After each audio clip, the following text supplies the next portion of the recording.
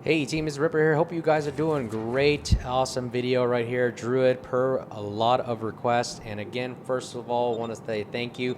Like, subscribe, bell button if you want to support the channel growing. We just passed our mile marker of 400, on our way to our next goal of 500 subscribers, and appreciate all the support of sailing ships, shooting ships, having a great time and a great blast doing it, and we're just having a great old time and talking with the community and making it a better place and having a great time as well. So tactics and procedures for the Druid today. Great, awesome game, I think, and a lot of people requesting it because I think they're debating on, well, should I get the Druid for the Research Bureau, or actually, I don't know if this is Research Bureau. I think it's for Steel, I believe. Correct me if I'm wrong.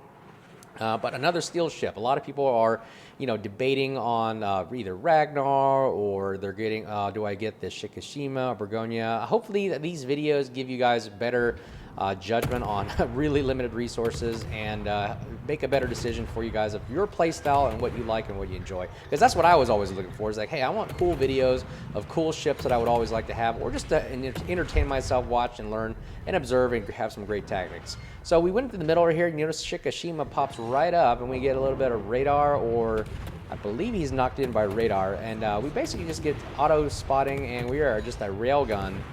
I'm sorry, a minigun, just to blast him out of eternity, and we get the first blood. I mean, that's what this type of destroyer brings to the battle.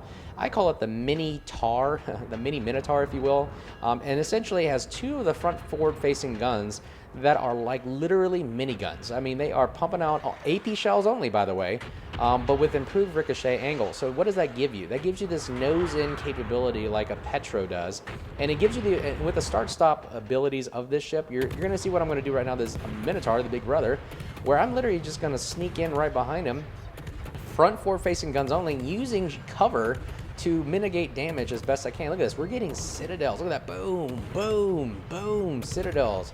Left, right, and then we realize, okay, he's starting to angle pretty good. That's when we start shooting at the superstructure. That's not doing anything, but the tail of the ship, bam, gets us the second kill, perking the activation of Cunningham, which is an extra consumables of type. So that is awesome. Here we go, Colbert. Look at these ricochet angles, 2,000, 1,900 damage.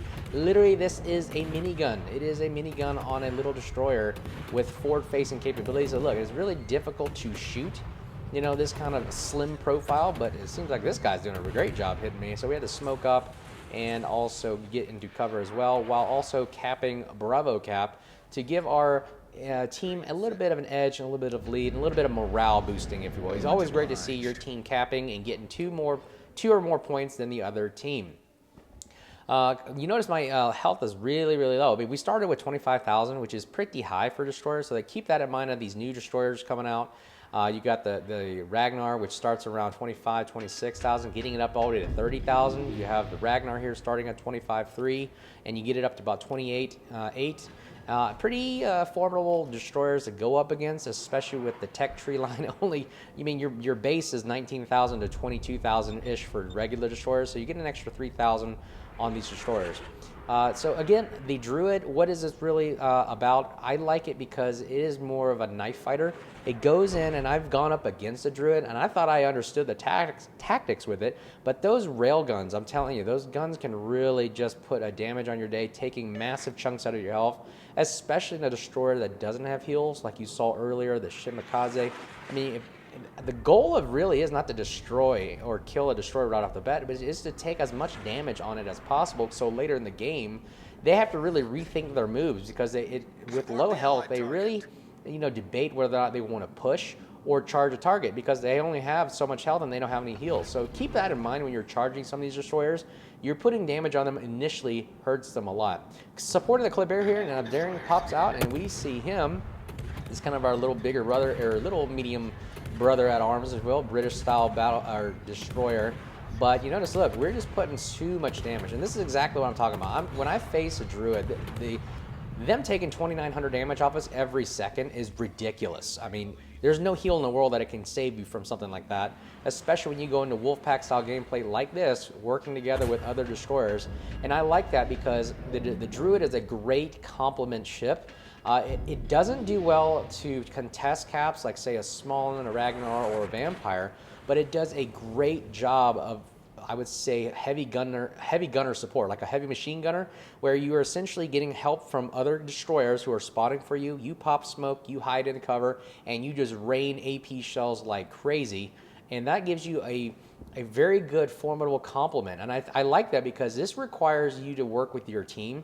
It's a great teamwork ship, and that's something I like to do in World of Warships. And that's what drew me to the game as well, is the fact that you're not only got a lot of guns shooting, but a lot of guns shooting in unison with other ships.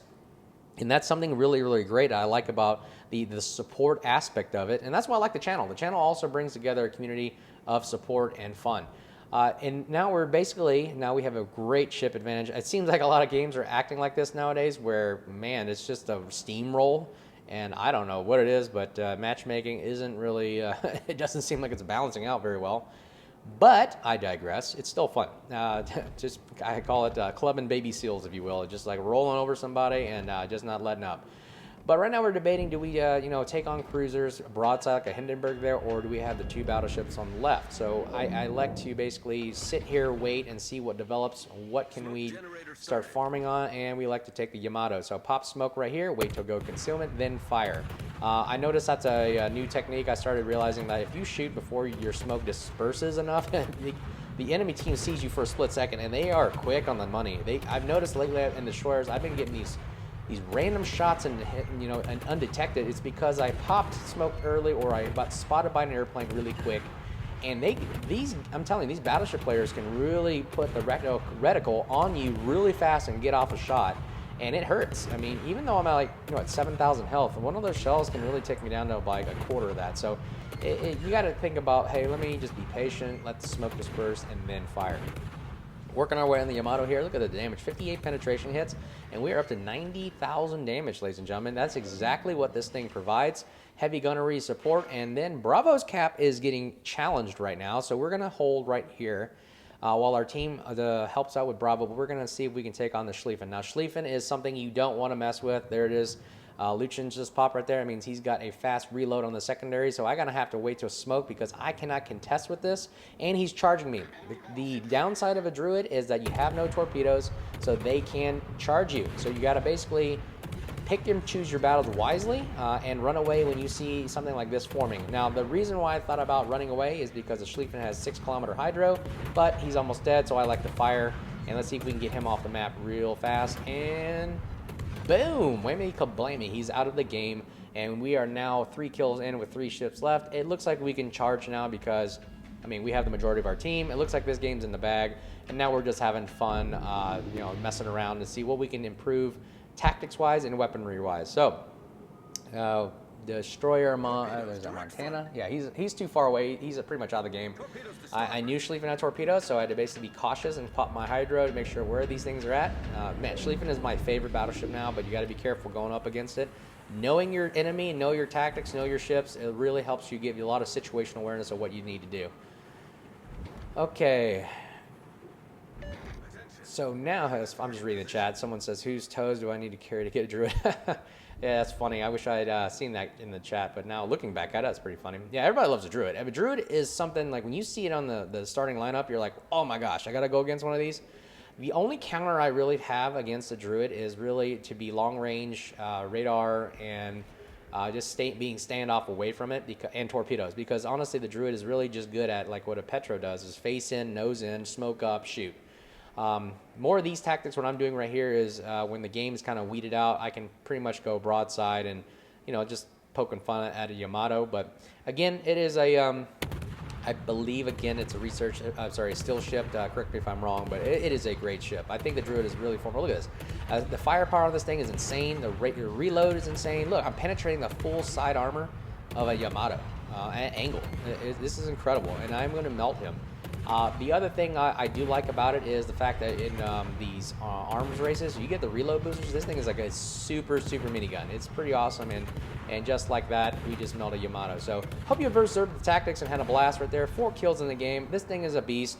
Get the Druid, ladies and gentlemen. I recommend it. Highly recommend a destroyer ship that you can really do some damage, and also having a blast at the same time. So appreciate all the support of the channel. Like, subscribe, bell button, and we're on our way to 500 subscribers. And until then, we'll talk to you guys soon. Be safe. Cheers.